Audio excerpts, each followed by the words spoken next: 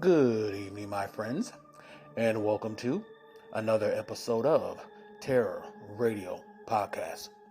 If this is your first time joining me, then welcome. This is a podcast dedicated in bringing you the best of horror and thriller, old-time radio broadcasts, as well as original stories.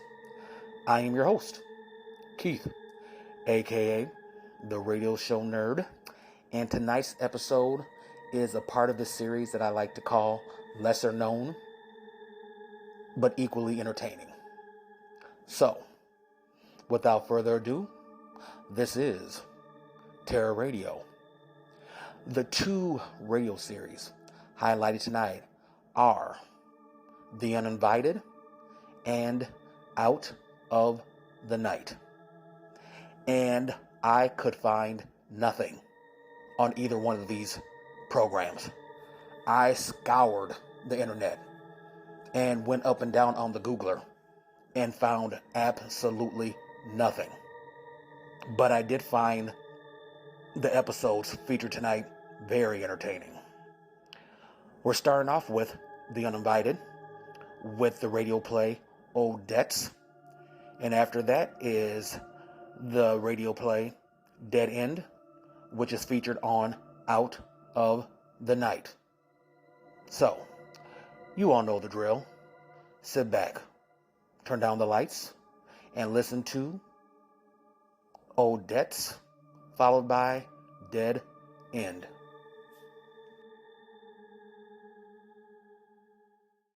Springbok Radio presents The Uninvited.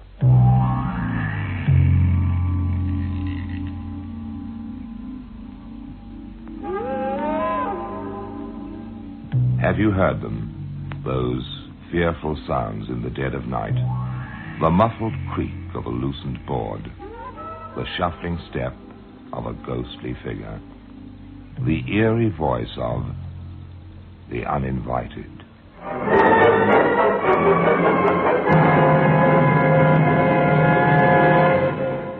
Hello, Mrs. Owens of Fairway, Durban. Hello. Mrs. Owens, how would you get these dirty white slacks white again in just one wash? In just one wash? Mm-hmm. Well, I'll use my usual product, Surf. I find that the blue in the Surf brings out the whiteness. Surf? You've Yeah. been using it a long time? 7 years. Over 7 years, yes. And what is the quality of Surf that you think is so... Well, it gets everything clean. Well, there you are. Most housewives trust Surf with Super Blue for perfect whiteness in just one wash.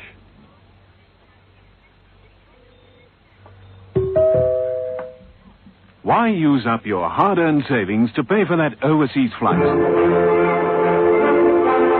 Barclay Flight keeps your capital intact, keeps it working, earning interest for you. Barclay Flight, up to 2 whole years to pay for an overseas flight at installments so low that you won't want to touch your investments. Barclay Flight, no sureties, no forms, no waiting, no deposit. Show your Barclay card to your travel agent and keep your nest egg to come home to.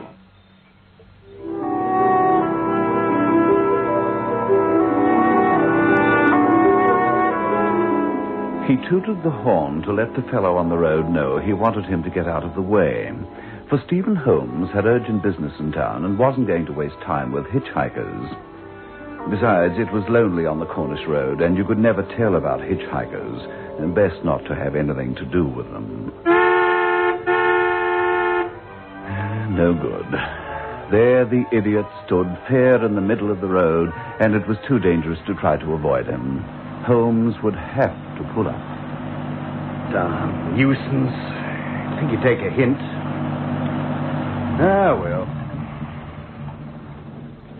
Will you kindly get out of my way? I'm in a hurry. I just want a lift, mister. Just a lift. Sorry, I can't help you. Not today, anyway. I'm having trouble with the carburetor as it is. Engine won't idle. It just cuts out. Get out of the car.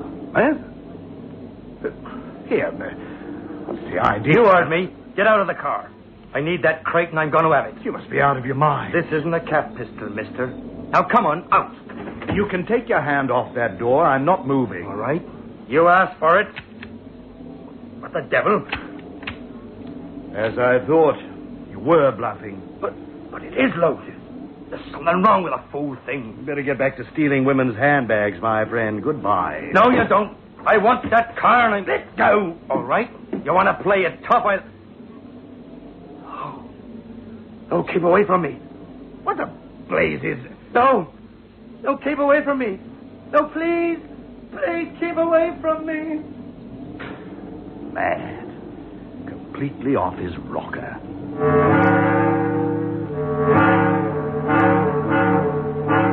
Stephen Holmes completed his drive to town, where he successfully concluded his business, the first part of which was to sell the nearly new car for some £700. However, he found it wasn't easy to dismiss from his mind the man on the road. And as a result of discussing the incident with the car dealer, he decided to make a call at the police station before he completed his business and caught the bus back home. Take a seat, Mr. Holmes, will you? I'm Sergeant Ward. Well, I don't have very much time, Sergeant. Yes, that's all very well, sir. But you've made a statement about meeting this man on the road and being threatened. And I was. But I suspect the fellow is just some crackpot who... I'm afraid not, sir. I very much suspect it could have been Albert Tamblyn. Who? Albert Tamblyn. You must have read about him in the papers. Tamblyn? Oh, you mean that man who murdered the farmer in Devon and got away with... That's the one. Of course, we can't call him a murderer yet, you understand. We only want him for questioning. Seems pretty obvious he did it from the paper reports. Well, man to man, I agree, sir. But officially, we only want him for questioning. Now, this chap you met, a heavy-set, dark man, very bushy eyebrows, rather piercing eyes. Yes, that sounds very much like him. His nose was sort of flattened, as I recall, as though it had been broken and not set properly. Then, that's Tamblyn for sure. Good heavens. Yes, exactly. Now, suppose you tell me exactly what happened, Mr. Holmes. Happened? Well, he was there ahead of me on the road and waving for me to stop. You were driving a car? Yes, didn't I say that? No. And as you mentioned something about catching a bus a minute ago, I just sold the car, you see. Oh, I see. Just a minute. Aren't you the chap who bought the old house out by Hammerhead Rock? That's right. My wife and I I thought I remembered the name. There was all that business about the gold coins. Yes, that's right. Are you liking it out there, Mr. Holmes? Well, to tell the truth... I heard you had a bit of trouble in a kind of way. I'd rather not talk about it, if you don't mind. And my bus, if you want to hear about... Yes, of course. I'm sorry to get off the subject. About Tamblyn, we presume it was Tamblyn. You said he waved to you to stop. And I did stop. I didn't have much choice. He was standing right in the middle of the road, which isn't very wide there. Where was this exactly? Just this side of that sharp bend from the hill, about 4 miles out. Ah, yes, I know the spot. What happened after you pulled up? Well, he said he wanted a lift. Then when I refused, he produced a pistol. When I called his bluff, he tried to shoot me. It was a dangerous thing to do, Mr. Holmes. Calling his bluff, you could have been killed. Yes. Well, actually, the gun must be faulty. It wouldn't fire. Really? That's interesting. Then we know he can't shoot us if we corner him. Yes, what then, sir? Well, it was rather odd, actually. He was trying to drag me out of the car, and suddenly he stopped and cried out. There was a look of terror in his face, abject terror, as though he'd seen something horrible. He just took off yelling, "No, no," and so on. What did he see? Out there on the open road, wasn't anything to see. There was nothing at all. So he couldn't have... unless... Yes, Mr. Holmes? Unless what? Oh, nothing. Well, that's all I can tell you, Sergeant. That's exactly what happened. Now, if you'll excuse me, I really must catch that bus. Oh, very well, sir. Come, darling. Stephen, what happened? I was getting worried. I was expecting you in the first bus. Did something go wrong? Oh, now, what could possibly go wrong? There, I'm home. Everything's all right. You sold the car? What a question. That's what I went to town for, wasn't it? And the rest of it, you used the money to... Most of it. Still have 50 we can call our own. Of course, if we hadn't bought the car in the first place, we'd have been better off. But we didn't realize, did we? I hope it works, Stephen. I only hope it works. Of course it'll work. It has to. After all, the message was quite obvious. I don't think I could stand it otherwise. I couldn't go on living here, Stephen. I just couldn't. I know. I know. So it has to work. Because we'd never get our money back in the place we had to sell and move away. Not now. That Mr. Gardner ought to be ashamed of himself, taking us in the way he did. That's a bit rough, darling. It didn't exactly take us in, you know. He did say there was a story about the old house. Stephen, if we have one more night like the others, I think I shall go right out of my mind. Now, don't talk like that, Jan. We're not going to have another night like the others. And you're not going out of your mind. Nor are we going to move out. Everything's going to be all right. You'll see. After this rather fraught interchange, Mr. and Mrs. Holmes had their evening meal and retired to bed early, for they were both rather tired. This was understandable, for if they were able, as Stephen had said they would be, to sleep through this night undisturbed, it would not only be a welcome relief, but rather remarkable. For since they'd bought this fascinating old house a few weeks before, laughing easily at the story of its being haunted, had scarcely known a full night's rest, and the matter of haunting had become far from a joke. It had started a bare week after they moved in. Stephen, a normally sound sleeper, was awakened in the middle of the night by his wife shaking him. Stephen, wake up. Yeah? Stephen, wake up. What? What's that? I heard something. Heard something? What did you hear? I can't hear anything. Not now, but it woke me up. Well, what was it? I don't know. A kind of a thumping upstairs. Upstairs? Oh, come off it, old girl. There's nothing above us but the attic. I know that. It sounded as though somebody was moving things about up there. In the attic? Nonsense. You imagined it. Why, even if there were a burglar in the place, he wouldn't be up there. Stephen, I'm frightened. Oh, Jan, for heaven's sake. All right. I'll go up into the attic and take the torch and take a look. Will that make you happy? Janet didn't want Stephen to go up to the attic, but on the other hand, she had to know what caused the noise she heard, so he went. And eventually he came back. Well, what did you find? Nothing but our old trunks and suitcase and a lot of cobwebs and dust, which I might say is all over my pajamas. Are you sure you Look, darling, you've just been letting that story about the house being haunted prey on your mind or something. Now, let's get back to bed and... There it is again. Great Scott. It really does sound as though there's something up there. It stopped. Well, now you know I didn't imagine it. There was something up there. But I tell you, nobody'd been up there. The dust hadn't been disturbed. There was no sign. What? There. Oh. No. No. Agnes Clewitt, that was her name, Mr. Holmes. Lived in that house for 30 years. Died there, too. Never owned the place, of course. Mr. Gardner, you shouldn't have sold us that house. As a responsible estate agent... I told you there was a story the place was haunted, Mr. Holmes. I told you that when you asked me why it had been unsold for so long. Now, you can't say I didn't. Yes, but I had no idea. I mean, who really believes in ghosts nowadays? People around here do, I can tell you. Great place for ghosts is Cornwall. I must say, though, you're a bit unlucky. I mean, another couple I know have a ghost in their place. A sweet, pretty young thing. Yeah, it leaves the air full of lovely perfume. Well, whatever this thing was, it was certainly nothing like that. Oh? This Agnes Clewitt, tell me about her. Well, there's not much to tell. Actually, I didn't know her. I just saw her a couple of times. She died only a few years back. Left a lot of unpaid debts in the town, too. People had taken pity on her. Let her run up all kinds of bills. And she was poor then? Aye, that she was. Poor in pocket and poor in spirit. Mean and crabby. Just the same, not everybody agreed she had to be mean. Some said she had a lot of money hidden away. It never came to light, though. Why would she be haunting the house? I mean, if we're going to agree that Janet and I have seen her ghost, Why is she there? Well, now, I can't say handling real estate has taught me much about ghosts, Mr. Holmes. Now, I'd like to help you, and, of course, if you'd like me to list your place for sale, Don't bother. I'm not selling. Oh, you're staying on, you mean? I'm a writer, Mr. Garden. And I've written many creepy ghost stories in my time.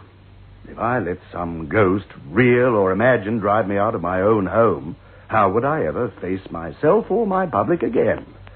Oh, I see. No, I'm staying. And the next time that woman shows herself, she'd better be a real ghost.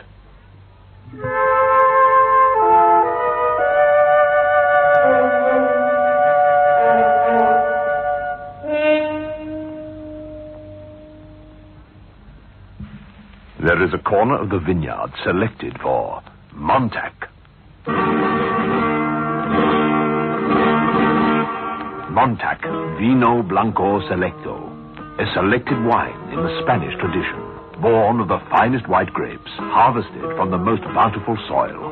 Montac, a wine fit for noblemen, endowed with all the richness and nobility that nature alone can bestow. Montac Vino Blanco Selecto. Montac.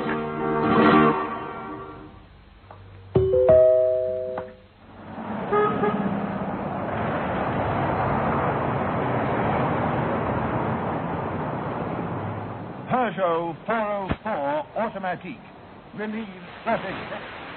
Their real value for money. Incredibly reliable. No running costs. Whatever your motoring problem, the 404 can cure it. Peugeot 404. More than a sugar-coated pill.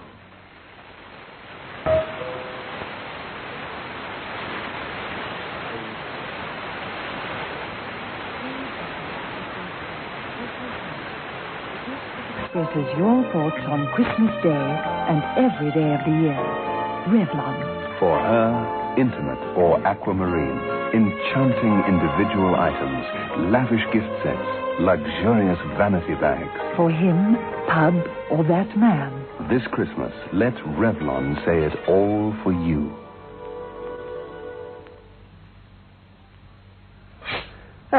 There we are, darling. When my uncle insisted on making me a present of this old sword, I never thought I never thought it would have had a practical use. I must say, it looks awfully dangerous. Well, if horrible Agnes shows up again tonight, she'd better not be some kind of prankster, because I'm going to have a go at it.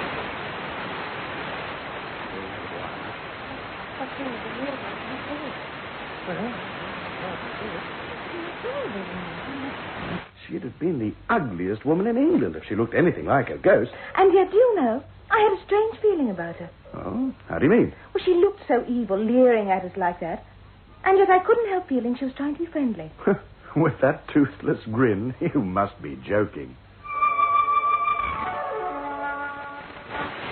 It was in the daytime, and it was rather easier to chat about the frightful apparition than it was later as twilight closed in and day gave way to the shroud of night. In bed, they both lay awake for hours. It must have been about 2:00 when they heard it again. Stephen, listen. Easy now, darling, easy. Keep a grip on yourself. Ah, there it's gone. Stephen, I can't stand it. I just can't sit here and wait. Steady, Janet, steady. We've got to wait. Hang on to yourself. Stephen! I see her. I can't, look, I can't. Well, I can. And this is it. All right, you, whatever you are, take that. She was gone, the apparition, with its red-rimmed eyes, its mouth like a gash in a suet pudding, had gone apparently right through the closed door of the bedroom. Stephen's blood was up, however, and he was not to be stopped now. You stay there, Janet. I'm going after it, whatever it is. No, Stephen, please don't leave me alone. Here she is, but it says the attic. All right, I'm going to get you, you rotten old hag. No, Stephen, please don't leave me here. Now Stephen, too, was gone, and Janet was left alone in the darkened bedroom, whimpering softly to herself. Suddenly, as she leapt out of bed, her eyes wide with renewed terror, as she heard Stephen's voice from the attic. No! Stephen? Is that you up there? fear for her husband overwhelming her panic, Janet was out of the bedroom and running barefoot to the attic stairs almost before she knew what she was doing. There was no sign of any ghost as she scrambled up the rickety stairway and burst into the attic. Stephen? Oh, that hurt, by gosh. Hello, darling. Oh, are you all right? Yes, I'm all right. I think. What happened? I'm not sure. All I know is I followed the apparition or whatever up here, standing over there against the wall. I dived towards it, and something tripped me up. Tripped you up? But there's nothing there to trip over. Look, you can see for yourself. Just the same, something tripped me. No mistake about that. I fell, bashed my shoulder against the wall, fell and rolled over here. I hope I haven't sprained anything. Oh, you shouldn't have tried to chase her, Stephen. You must have made her angry. Well, I can tell you she makes me pretty angry, too. What's the matter? What are you staring at? What's that on the floor over there? Something gleaming. Eh? Where? Well, this is where you said you fell, isn't it? Well, yes, I've cracked the wall mighty hard, too. Look, you made a hole in the wall. The plaster's all broken away. Stephen, there's something inside, see? Look, it's all fallen out on the floor. I say, what is it? Too much to hope to be bags of gold or something. That's exactly what it is. Look, here's what I saw shining on the floor. Why, it looks like a sovereign. It is. It's an old gold sovereign. And look, there are heaps of them here, Stephen. Just heaps of them. And indeed there were. Several hundred sovereigns, in fact. And as all the world knows, gold sovereigns, although no longer legal currency, are worth a good deal more today than their face value. Well, later that night, downstairs, before a stoked-up fire, Stephen and Janet Holmes sipped hot cocoa and gazed in wonderment at the neat little stacks of gleaming coins on the coffee table in front of them. You know what I think? What? I think this is all what it was all about. And I think you were right. She was trying to be friendly. I'm sorry I called her an old hag. You think she was trying to let us know that all this money was hidden in the attic? I'm sure of it. Ugly as sin though she might be, she's a friendly old ghost. And good luck to her, I say. Oh, Stephen, isn't it marvelous? You know what this means, don't you, darling? It means we can afford that car we've always wanted. Oh, yes. And what's more, as soon as I can take these coins to the bank, that's exactly what we're going to have. A nice, bright, shiny, new car.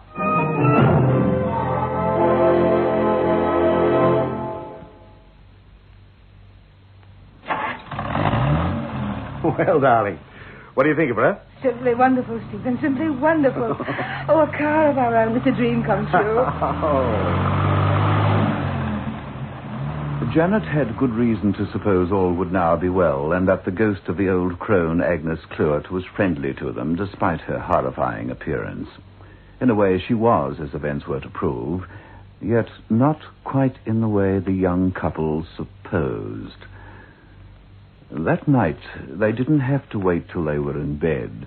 It happened while they were enjoying their after-dinner coffee by the big open fireplace in the parlor. Ah, that was very good. Perhaps I only imagined it, but the coffee was especially good tonight. There's some more in the pot. Good. I just, oh, good grief, what was that? My boy. My mother gave it for my birthday. Hey, what's on earth? Stephen, the mirror. It just fell out of the frame. What on earth is happening? Stephen, it's her. It's her. She's doing it. But she's not here. I don't see anything. Do you understand? She's angry with us. She's wrecking the place, Stephen. You've got to do something. But what could he do? What could either of them do? Nothing but wait. At last, after what seemed an age, it was over, and there was a long silence. Then Janet started to cry. Oh, there, Jan, old girl, bear up, huh? Step out the lips called for, you know. I can't help it. It's also so horrible. She leads us to that money, and now this. Oh, my lovely thing, smashed to bits. The place does look pretty much of a shambles, I must say. Phew. Oh, Stephen, what are we going to do? We must get away from this horrible place. We must. We can't, darling. That's just it. But why not? All our savings are in this place. With its reputation, our only hope of selling would be to find a pair of fools like ourselves. And that I don't believe is possible. We must do something. The following week was a constant nightmare, with visitations from Agnes Clewett a daily occurrence. Janet's nerves had almost reached breaking point, so that she nearly jumped out of her chair when one evening Stephen broke a gloomy silence with... By George, I've got it. Oh, Stephen, don't do that. You nearly made me jump out of my skin. I solved the mystery, Janet. I know why she's keeping at us worse than ever. Oh, how could you possibly? The debts. She wanted us to use the money to pay the debts. Debts? What debts? I'd almost forgotten. But it just came back to me. Something Gardner said when he told me about Agnes. Gardner? When she died, she owed people money. People in town. She was supposed to be a pauper, you see. Oh, I don't see what that She wasn't a pauper, we know that. She had all those sovereigns hidden away. And she kept them all hidden till the day she died. She didn't pay what she owed. Good heavens, you think that... Of course. Her ghost can't rest until the debts are paid. That's quite a common sort of reason for ghosts to hang about, so they say. Never too late to mend, you know. Even after you're dead, apparently. Well, that would account for being so angry when we bought the car. Yes, so she wrecked the place. Led me to the hidden money, expecting me to pay her old debts, which run into quite a bit, and I believe she owed more than £200 in rent on this place. That's what Gardner said. And you think that if the debts were paid, then we wouldn't see her again? I'm sure of it. I should have thought of it before. But, Stephen, we haven't got the money now. Most of it went into the car. I know, darling. And that's why I'm driving the car into town in the morning and selling it. Selling it? Selling it to pay Agnes Clewett's debts and give us all some peace.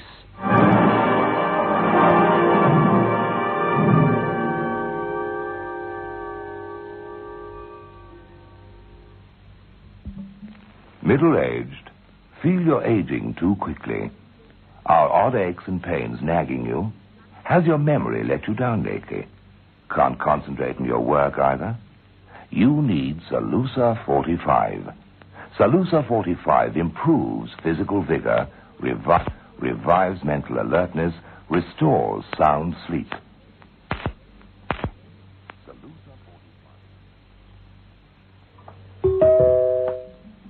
Firm support? But, Mary, I want comfort. There's nothing more comfortable than Sealy Posturepedic firm support. How? Support for your body, just where it needs it. Your muscles can relax. They sleep when you do. So is Sealy Posturepedic not hard? Never. Orthopedic surgeons help design it. Sealy Posturepedic's comfortable firm support gives you real comfort. Comfortable firm support. I've got to try this. Now, Perry, let's have that again in the proper manner. Middle-aged, feel you're aging too quickly. Are odd aches and pains nagging you? Has your memory let you down lately? Can't concentrate on your work either? You need Salusa 45. Salusa 45 improves physical vigor, revives mental alertness, restores sound sleep. Salusa 45 makes you feel and look years younger. Enjoy life again with Salusa 45. I'll come with you to the gate. Oh, it's lovely out here this morning. Oh, not as lovely as you, old girl. My word, 2 nights' good sleep has worked wonders for you.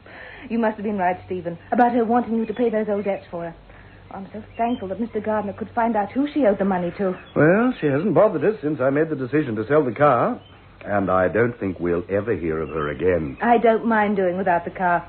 I'd rather have my peace of mind. And hello? Huh? Oh, car coming. Thought it was too early for the bus. Well, who will this be, I wonder? Good morning, Mr. Holmes. Why, it's Sergeant. What's his name? Sergeant Ward. Oh, good morning, Sergeant. Looking for me? I am that, Mr. Holmes. Couldn't resist telling you what happened about Albert Tamblyn. Huh? That murderer you were after. The chap who held me up on the road. Murderer? Held you up? What on earth do you mean? Oh, I'm sorry, Janet. Didn't want to worry you with it. It was when I took the car in. Had to spot a bother with a fellow the police are after. Were after, sir. We got him yesterday afternoon. Not far from where you said you met him. Oh, good show. Did he give you any trouble? That pistol of his wasn't much good, but... Funny thing about that, Mr. Holmes. That pistol was fully loaded, and there wasn't a thing wrong with it. Fired the first time we tried it out. But how odd. I told you he must have pulled the trigger 4 or 5 times and it wouldn't go off. What did he have to say about it? Nothing, sir. Tamblin was dead when we found him. Dead? Stone dead. Lying face down on the ground. The way we figured it, he'd been clawing at the soil. His fingernails were all torn. And the expression on his face, it wasn't very nice to see. The doctor found nothing wrong with him, organically, that is. Said he died of... It sounds funny, I know, but the doctor said he died of sheer fright. Queer, that, isn't it? Agnes. Pardon, sir? Agnes Cluett. He tried to steal her car. Nobody ever solved the mystery of why the loaded gun in the murderer's hand hadn't fired, or why he himself had died so horribly. Nobody but Stephen and Janet, that is. They knew it was the work of Agnes Cluett, who had let no man stop Stephen selling the car and paying off her old debts. Those debts that had kept her unhappy soul earthbound, tied to that house wherein she dwelt as an uninvited.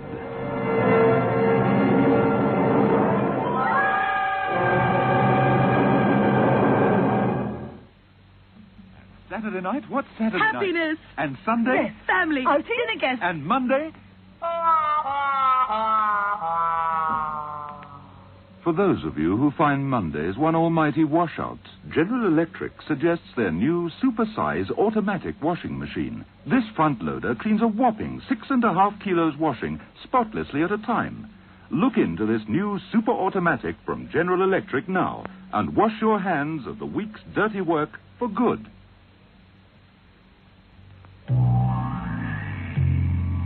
Every Saturday evening at 9 o'clock, Springbok Radio brings you true tales of the supernatural, the eerie voice of the uninvited.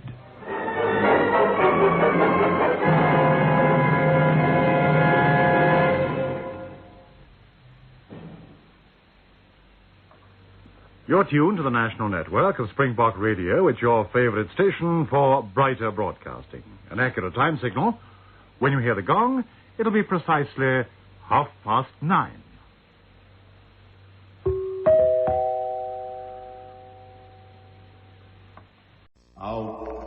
Out of the night. Stories of adventure, mystery, and suspense.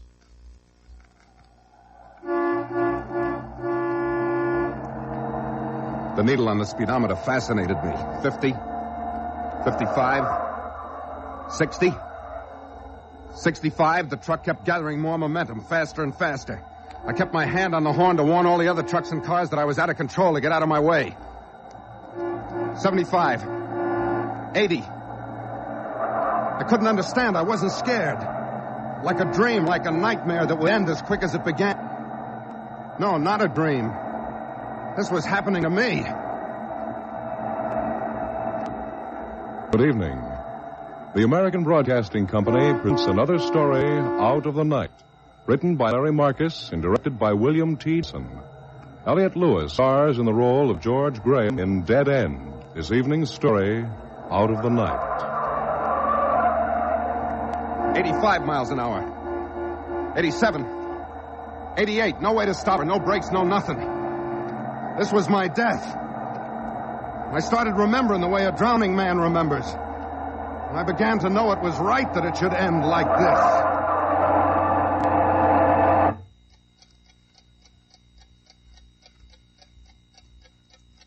It had started less than 3 hours ago. A few minutes after 11 by the big noisy alarm clock on the chair by my bed. 11:05 Pacific Standard Time, like the man on the radio would say. The big blue Pacific. I came out to pick oranges off the trees and baked myself in the sun. We have found out the same things happen to you no matter where you are. Started pacing up and down. I lit a cigarette. My fingers shook so much I had to hold the match with both hands. That clock, it was driving me nuts. was smart. Can't stop it ticking anyhow. Helen? Yeah. What's wrong? A car parked across the street a few minutes ago. Black Buick sedan? I don't know if it's a Buick. It's them. You don't know for sure. I tell you, it's them. Have you got any money, Helen? What for? I gotta get away. Where you going? To Frisco. If I can get to Frisco, I'll be all right. Yeah, till the next time. All right, don't start that. Have you got any money? Where would I get money from you? Maybe in Frisco it'll be different. It'll never be different for you. You've never done anything right in your whole life. Leave it to me to team up with a guy like that. Look, there's no time. Come with me and I'll put diamonds in your ears. Well, is it my fault? Champagne for breakfast. So many furs in your closet you'll think it's a zoo. Tra-la, tra-la, tra-la. Oh, sure. Look, George, all you are is a cheap little tin horn who's reached the dead end. Helen, don't say that. Why not? Can't you stand the truth? Don't you know you've got no place else to go? Don't you know you'd be better off you let those guys in front kill you? Helen. You welched on them, didn't you? The least you can do is let them kill you. You'd really be better off, George. Everyone would be better off. You shut up. I didn't mean that, Helen. Helen, you got me crazy. I'm sorry. You better get out of here before I invite him in. Well, I need some money to get away. Sorry, I'm fresh out. No, but Helen, honest. Highway 99's less than a mile away. You should be able to hitch a ride easy. Least you got a thumb. Helen, just $20 to do it. Get out!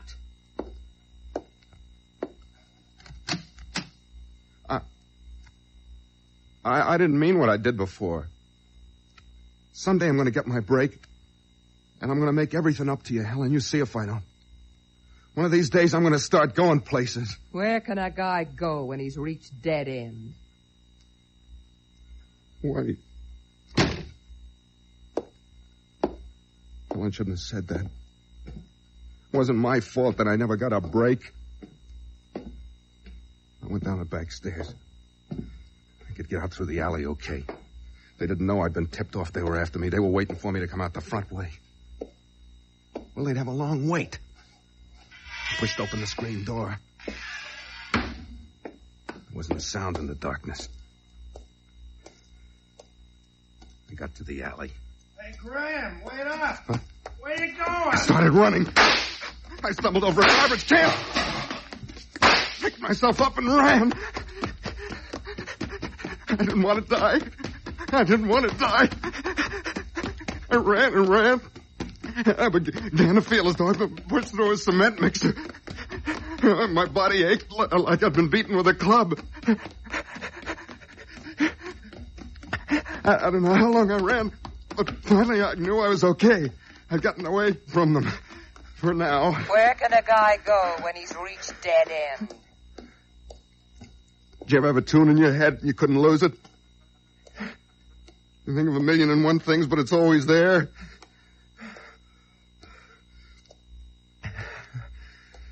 Somehow I got to Highway 99. I could still hear Helen's voice. It was after 11:30. It was cold and windy, and the cars were passing me like I was a stone or a piece of wood, not flesh and blood, just like them trying to stay alive, trying to find a place for myself in this lousy world. Where can a guy go when he's reached dead end? I couldn't get rid of that voice. If I could have ripped it out of my head with my fingernails, I think I would have done it. I'd show her I hadn't reached dead end. I'd show her. Hop in. It was an old flivver. The guy driving it was a shriveled-up little squirt that could have been 60 or 100. We traveled at a steady 25 miles an hour. I'd like to have been moving faster, but you can't choose your rides in the middle of the night. 15, 20 minutes. The old guy didn't say a word the whole time. He just sat there behind the wheel with a cold pipe in his mouth, at peace with the whole world. I kept thinking I'd settle for that right now, for the rest of my life. Well, as far as I'm going. Huh? Turn off on that little dirt road up yonder. Oh, okay. Say. Yes? Your place really must be away from everything. Well... You wouldn't be interested in taking in a boarder for a couple of days? No, I could pay you not much, but a little... I wouldn't be interested. It's getting late. Okay.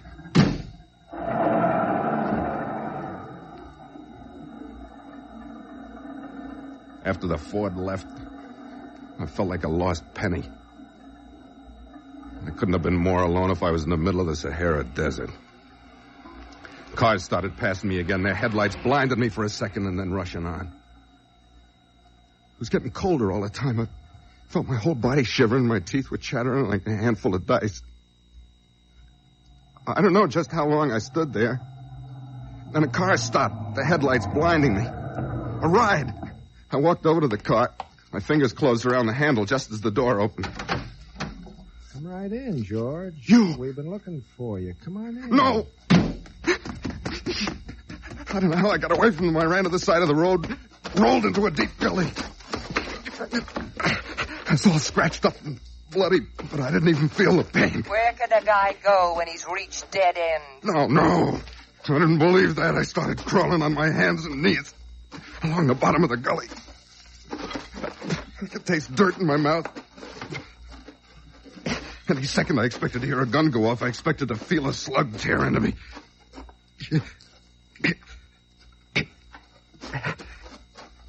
After a while, I looked back. I'd gone about 50 yards.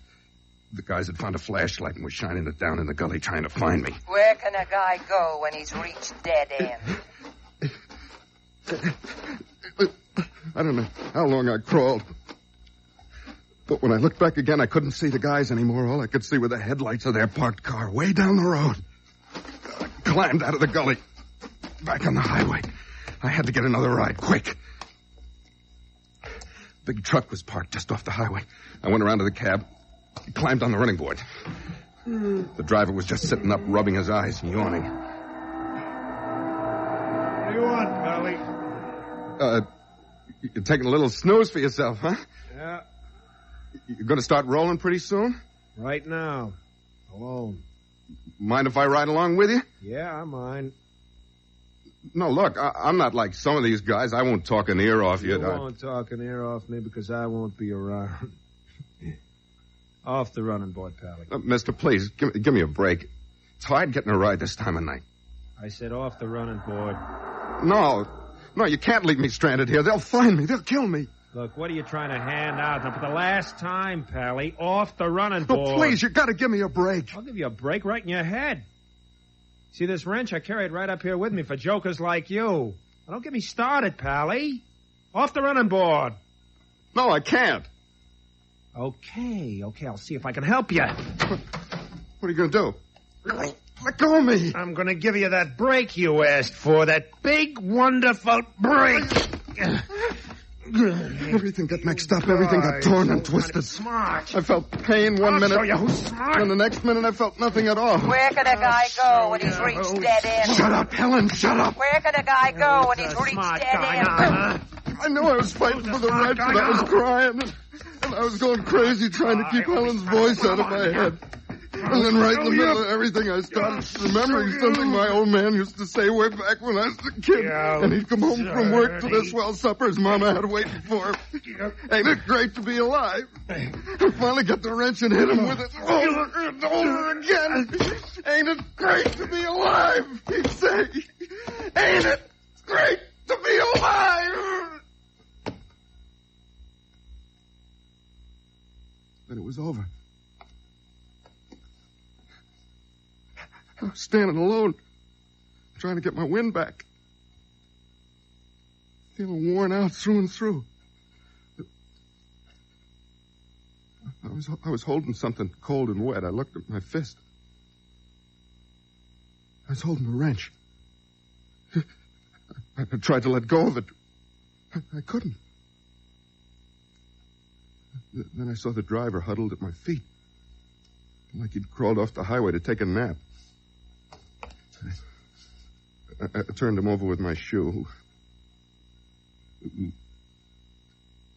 Felt sick. He was dead. Felt the wrench fall from my fingers. I looked down the road. The Buick was still parked. I started for the truck. I don't know how I felt. I felt like none of it was real, so it didn't matter. And I stopped. I went back to the body. I knelt down. I emptied the pockets. I put the wallet and some letters in my jacket. Dug out my wallet and put it in the dead man's pants. I didn't think much about it. It just seemed like a good idea. Then while I was stooped over, I happened to see that the Buick down the road was starting to move. I rolled the body down into the gully. As it disappeared, I called after it. So long, George. I ran back to the truck. I was alive. I was on my way. Yeah, the old man was right. It was great to be alive.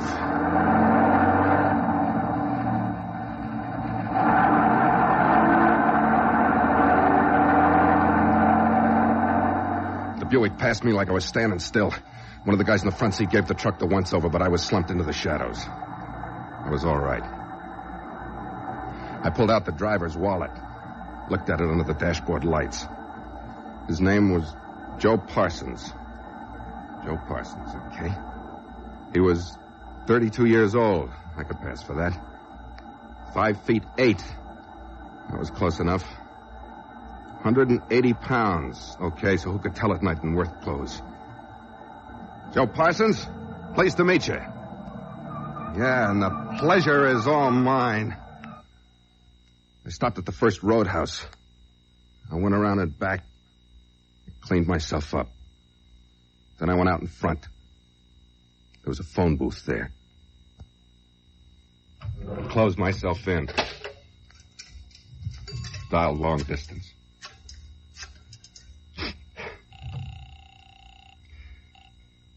Long distance? I want to speak to Helen Graham in Los Angeles. Gladstone 3165. One moment, please. Yeah. From the moment I fished his wallet out, the idea had been taking shape. It was a fine idea. If Helen would help me, it would work. I have your party. Yeah. That will be 60 cents plus 10 cents tax. 70 cents in all, please. Okay.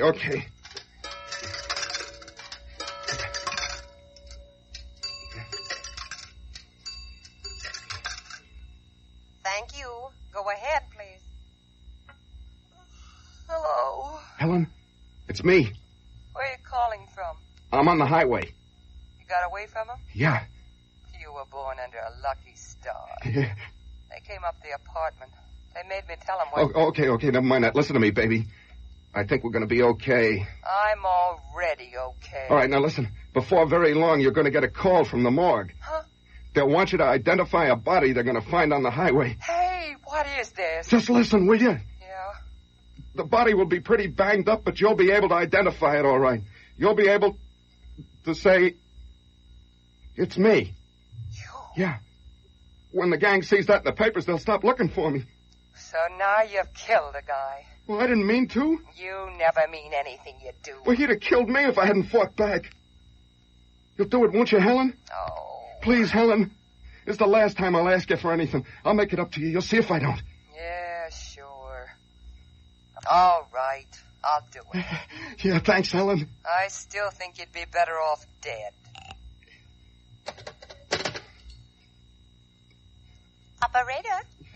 Operator, I'm a truck driver. I just saw a body along Highway 99. A body? Wait one moment. I'll connect you with the police. No, you wait. I haven't got time to call the police. I'm behind schedule now. You call them. Tell them to get out there. About 5 miles this side of Kilgore. I hung up on her. I got out of the phone booth. Then I went back to the truck and started driving.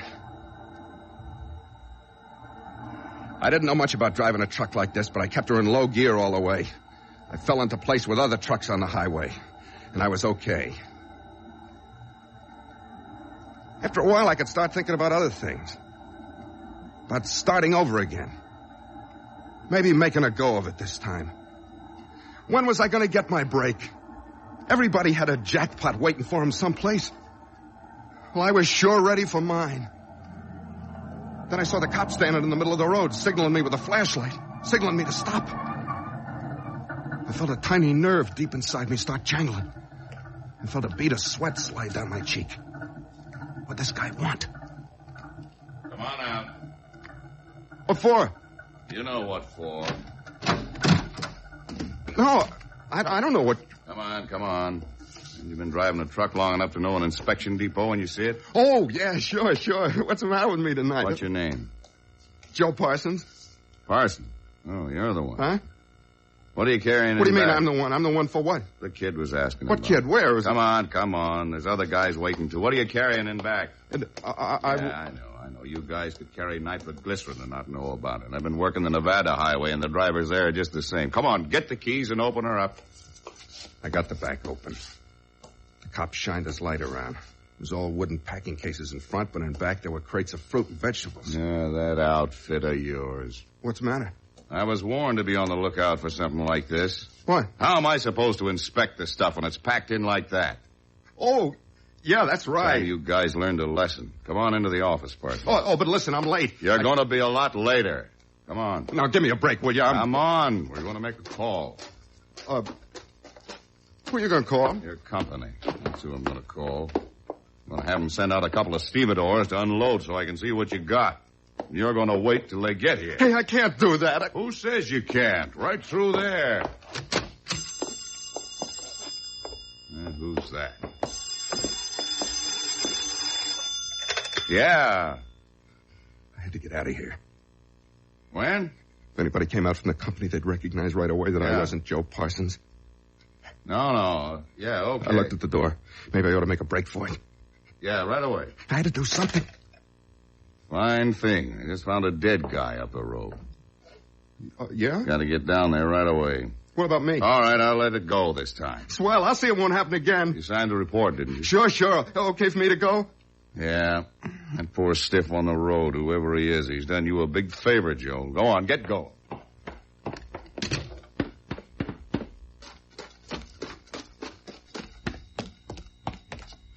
I climbed back into the truck.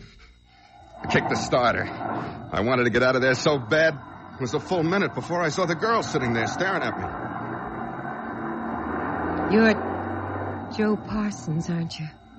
Well? I'd been waiting in the shed. I called up the trucking company and said it was an emergency. They told me you'd be coming through around now. What do you want?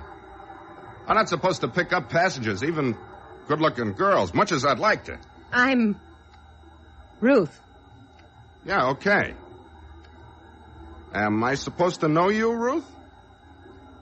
I'm Evelyn's sister. Oh, Evelyn's sister. She came home to Ma last week. Just like she said she would. That's swell.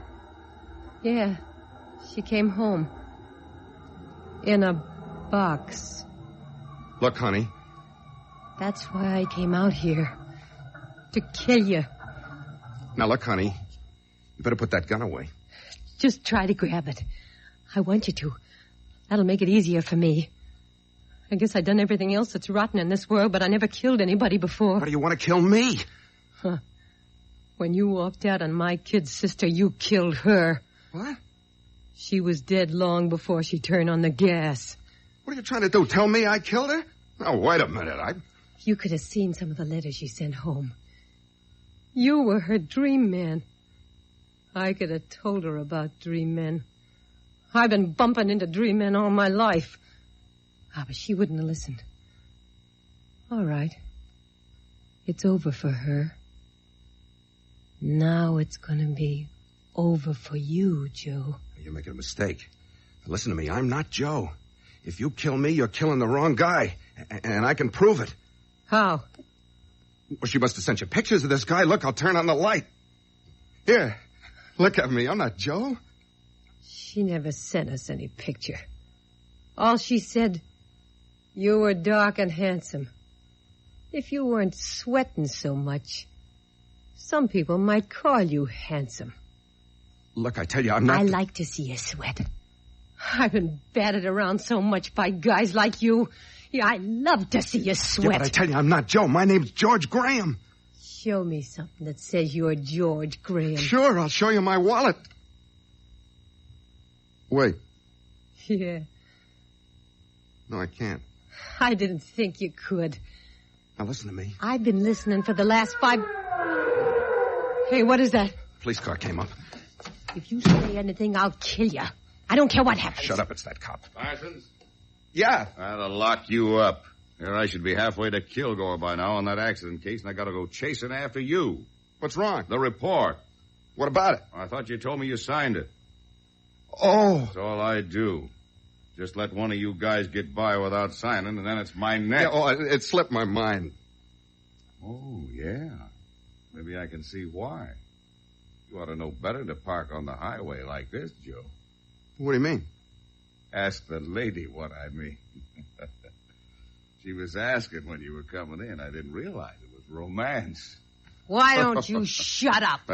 You can't talk to me like that. Oh, you got it all figured out, haven't you? Not much to figure, lady.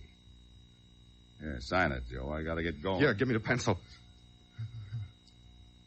Here you are. Joseph Parsons, okay. Yeah. Like I said, you better not park on the highway with a lady, Joe. They got law. Yeah, all right.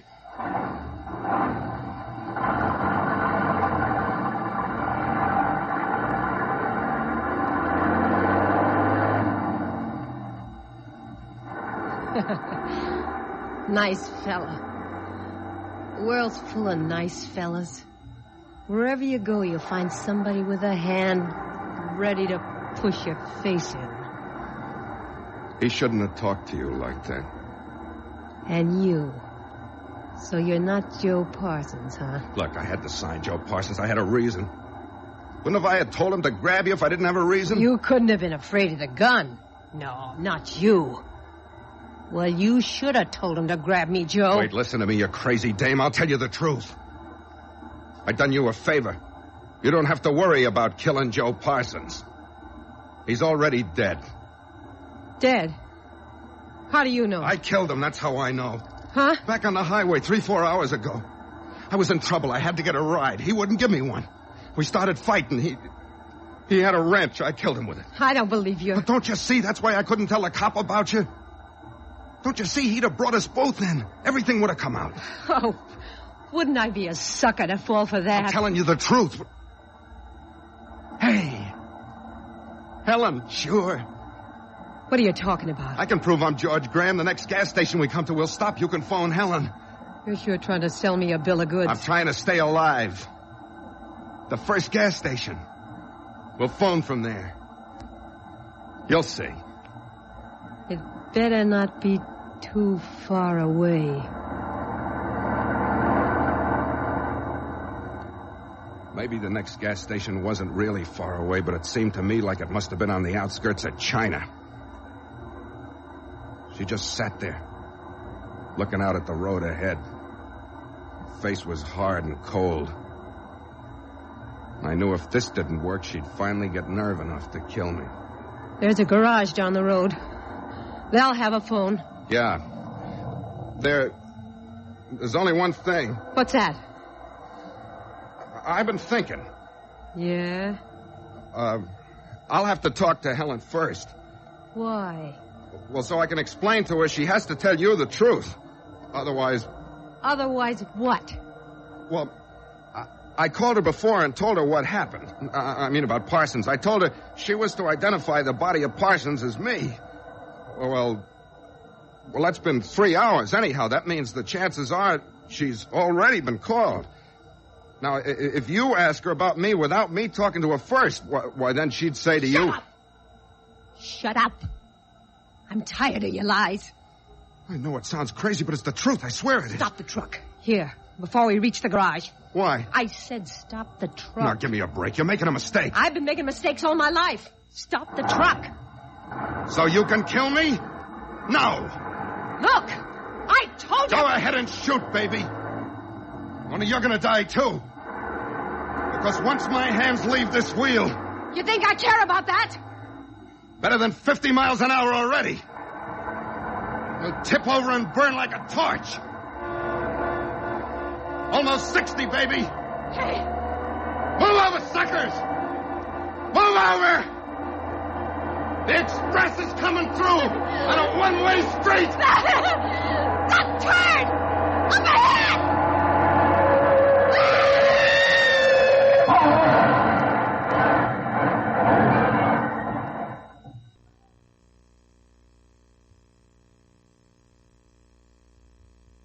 Ruth?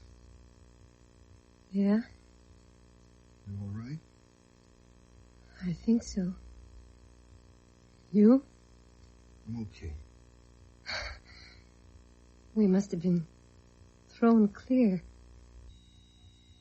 So it wasn't a dead end after all. What? The last thing I thought about before we went off the road. It was funny. I thought all my life everything I'd done had driven me step by step to this road. And to this moment. And you. That really sounds goofy, doesn't it? No. Helen said that, too. About dead end, I mean. And I guess you'll think this is some more of my baloney. But what you just said, I felt that, too. No kidding. Yeah. George. I'm Joe, remember? No. You're George. Now you believe me? Yeah. Why? I don't know. Maybe that jolt I got. Maybe it knocked some sense into me. No. I don't think it's that. Hey. Huh? What? Oh, it's nothing. Hold my hand, will you? What's the matter? Must be the shock or something. You feel weak? No. Funny. Giddy. Like I was just starting to get high. No, not that either. Ruth, listen.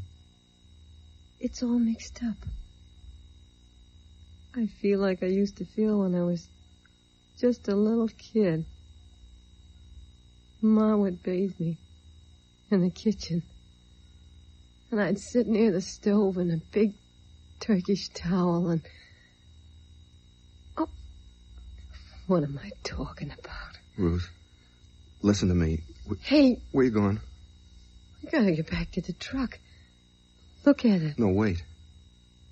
Huh? You don't want to go back to the truck, honey. Why not? You gotta report the accident. If we go back to the truck, we'll see something that... Well, this is all going to seem awful crazy to us at first. Until we understand it better. George, what will we see? We'll see two bodies. Whose bodies? Ours. Yours and mine, Ruthie. The American Broadcasting Company has presented another play in a series titled Out of the Night. Tonight's story, Dead End, starred Elliot Lewis as George and featured Jeanette Nolan as Ruth, Lois Corbett as Helen, John McIntyre as the inspector, and David Ellis as the truck driver. Listen again next week over most of these stations to another story... Out of the Night. George Fenneman speaking. This is ABC, the American Broadcasting Company. That's the show for tonight. I want to thank you all for listening. And remember, you can find me on Facebook at facebook.com/terror1970, or you can find me on Instagram at Radio Show Nerd, or on Twitter, or X, or whatever it's called now, at Radio Show Nerd 1. And if you want to drop me a line, say hello, make a suggestion, a request, even a critique, respectfully, please feel free to email me at radioshownerd@gmail.com. I also have a YouTube channel, Terror Radio. Please check it out. Subscribe, like, and share the videos. Will be highly appreciated. Again, this is your host, Keith, better known as the Radio Show Nerd, signing off.